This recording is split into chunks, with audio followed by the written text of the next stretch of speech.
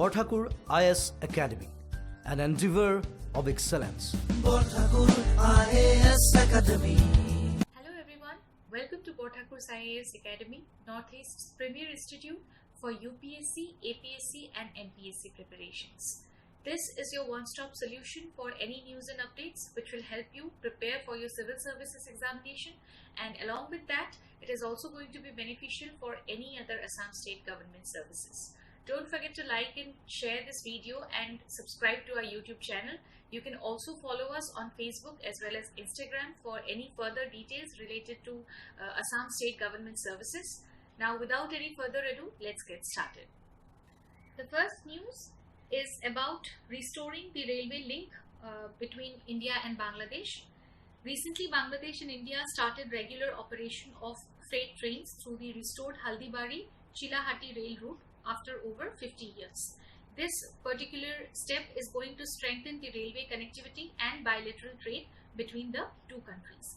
The Haldibari-Chilahati rail link is one such route which was operational till the year 1965, and another new railway link is going to start between Agartala and Akhora by the end of 2021.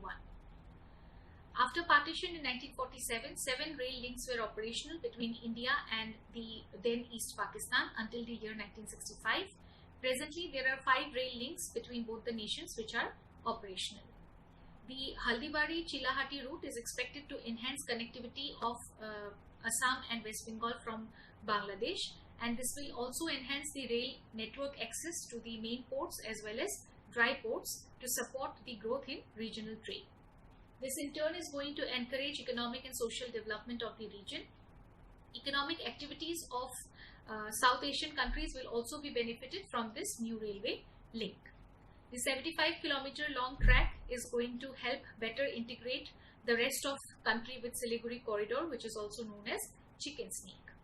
Now coming to Indo-Bangladesh ties. 50 years ago, the Bangladesh Liberation War of 1971, it added the colors of victory for India as it led to change towards the formation of a new nation of Bangladesh. We also share defense cooperation, and there are many joint exercises that includes Sampriti, which is an army exercise. Then we have Tabletop, which is an air force exercise. Then INBN Corpet, coordinated patrol, which it is a navy exercise. Then there are exercises like Bongo Sagar and Samvedna. Samvedna is a multinational humanitarian assistance and disaster relief exercise with Bangladesh, Nepal, Sri Lanka and the United Arab Emirates. Along with that, there is also border management, as India and Bangladesh shares 4,096.7 km of border, which is the largest land boundary that India shares with any of its neighbors. Coming to economic relations between both the nations, Bangladesh is India's largest trading partner in the subcontinent, and India's exports to Bangladesh, it accounts for more than 85% of the total bilateral trade. Also in December last year, in order to further boost the bilateral trade cooperation, India-Bangladesh CEOs Forum was also launched. Coming to cooperation in connectivity, in March 2021, the Maitri Setu, which is a 1.9 km bridge built over Feni River, joining Sabroom in India and Ramgarh in Bangladesh, was inaugurated. And also the BBIN, that is Bangladesh, Bhutan, India, Nepal Motor Vehicles Agreement, it is in pipeline. Other developmental activities includes line of credit. India has extended 3 lines of credit to Bangladesh in the last 8 years.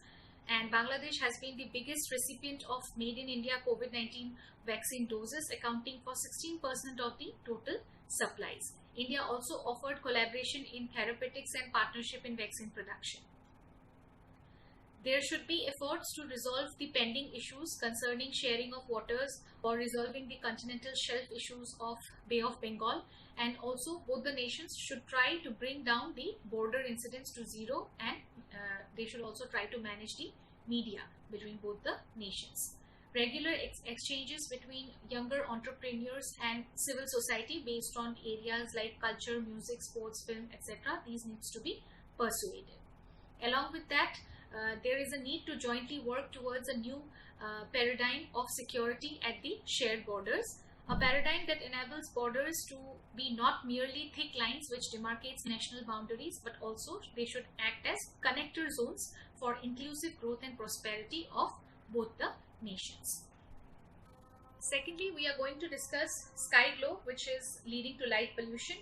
Sky glow is an omnipresent sheet of light across the night sky and in and around the cities, which mainly blocks all the brightest stars from view. Okay, and the brightening of the night sky over the inhabited areas because of street lights or security floodlights, they often causes this sky glow effect, and the light floods they directly into the eyes of nocturnal, those organisms which are active at night and also in the skies, thereby misleading their paths. So sky glow is seen as one of the components of light pollution. Now the point is, what is light pollution? It is the inappropriate or excessive use of artificial light, which is sometimes known as light pollution, and it can have serious environmental consequences for wildlife, climate, as well as human beings. The major components of light pollution includes glare. Glare is the excessive brightness that causes visual discomfort. Then sky glow, it is the brightening of night sky over the inhabited areas. Then we have the light trespass, which is light falling where it is not intended or needed. And lastly, due to clutter. Clutters are bright, confusing, excessive groupings of light sources. So light pollution, it is a side effect of industrial civilization, and its source includes building exterior and interior lightings, advertising, commercial properties, then street lights and other illuminated sporting avenues. Moving ahead to its effects, first is wastage of energy and money. Lighting that emits too much of shine, okay, when and where it is not required, it leads to wastage of energy. And this has a huge economic as well as environmental consequence. Secondly, it disrupts the ecosystem and wildlife. Plants and animals which depends on Earth's daily cycle of light and dark rhythm to govern their life, they they might face some problem because of the sky glow or excessive light pollution. Scientific evidences, they also suggest that artificial lights at night has negative and deadly effects on many creatures, including amphibians, plants, mammals, birds and insects. A recent study has also shown that the nocturnal dung beetles, they are forced to use search for cues in their immediate surroundings when they can no longer navigate using the natural light from the night sky. Then how it is harming human health. Like most of the other organisms on earth, human also, they adhere to the biological clock. That is a sleep and wake pattern which is governed by day and night cycle. Artificial light at night, it can disrupt this cycle. Looking at the possible solutions, first is to reduce animals' experience of direct and indirect light pollution by turning off unnecessary lights at night. Second, where lights cannot be turned off, okay, they can be shielded so that they do not shed light into the surrounding environment and sky. The next news is regarding sub-tribes clash, and it is related to the clash between Halam sub-tribes and that of the Bru refugees of North Tripura. The people belonging to Halam sub-tribes, they took refuge in Assam after they had a clash with the Bru refugees of North Tripura, and now they are trying to, these Halam sub-tribes people, they are trying to return back to their village of Damchera, which is located in the North district of Tripura.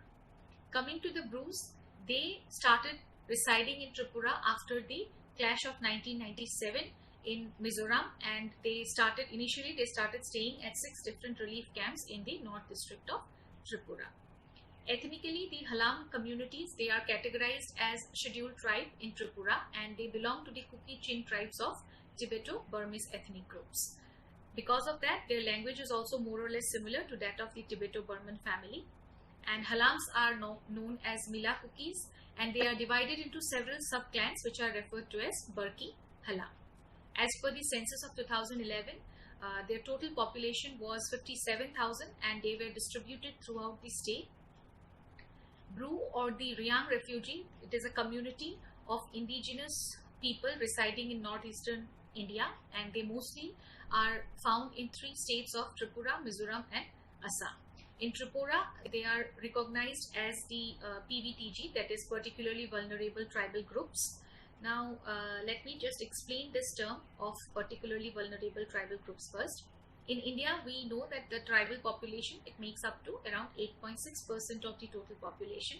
And these PVTGs, that is particularly vulnerable tribal groups, they are more vulnerable compared to the other tribal groups. And due to this factor, more developed and assertive tribal groups, they take a major chunk of the development funds, because of which these vulnerable tribal groups, they need more funds directed for their development. And these PVTGs, they have some basic characteristics, like these people are mostly homogeneous with a small population.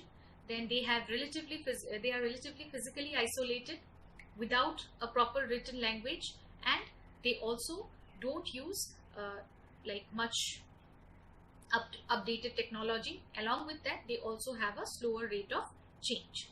And among the 75 listed PVTGs, the highest number is found in the state of Orissa. In Mizoram, the Bru refugees, they have been targeted by groups that do not consider them to be indigenous to the state.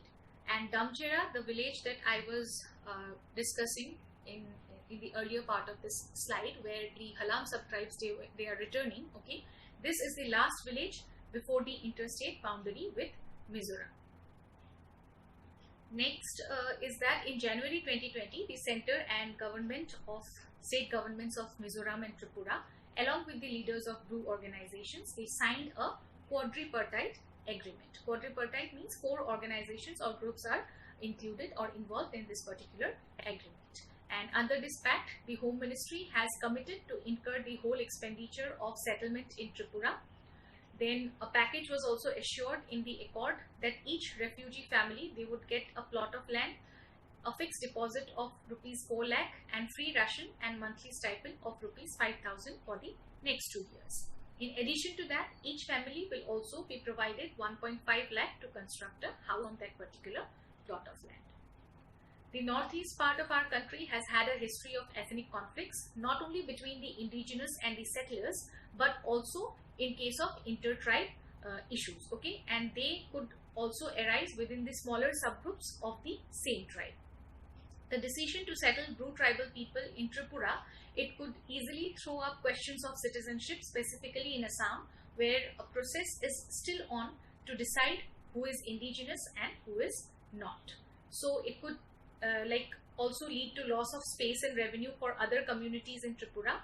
Further, the interstate border dispute, it have come under fresh focus just after the recent violent clash on the Assam-Mizoram border. So, considering the present condition of the Bru refugees, state government should ensure that the quadrilateral agreement is enforced in true letter and spirit. Next, we have the 36th edition of India-Indonesia Coordinated Patrol between Indian Navy and the Indonesian Navy. This was recently conducted, and here, in order to reinforce the maritime links, both the navies have been conducting such coordinated patrol along their international maritime boundary line since the year 2002. Here, this year in this 36th edition, Indian naval ship INS Saryu is participating. It is an indigenously built offshore patrol vessel. And here, the main aim is to forge strong bonds of friendship across Indo-Pacific region, and it will also ensure safety and security of shipping as well as international trade along the region. Moreover, corvettes, they are aiming at building up understanding and interoperability between the two navies. And as a part of SAGAR, which is security and growth for all in the region, Indian Navy is actively engaged with countries in the Indian Ocean region, as well as for the surveillance of exclusive economic zones and passage exercises. The other military exercises with Indonesia includes Samudra Shakti, which is a bilateral maritime exercise, and Garuda Shakti, it is a joint military exercise. And with this, we have come to an end of today's session. I hope it will be helpful. Please like and share this video, and don't forget to subscribe to our YouTube channel. I'll see you all again tomorrow with another segment of Current Affairs 365 only on Borthakur's IAS Academy. Northeast's premier institute for UPSC, APSC, and NPSC preparations. Till then, take care, keep learning. Bye-bye. Borthakur IAS academy প্ৰস্তুতি আৰু অধ্যয়নৰ নিৰ্ভৰযোগ্য ঠিকনা Borthakur IAS academy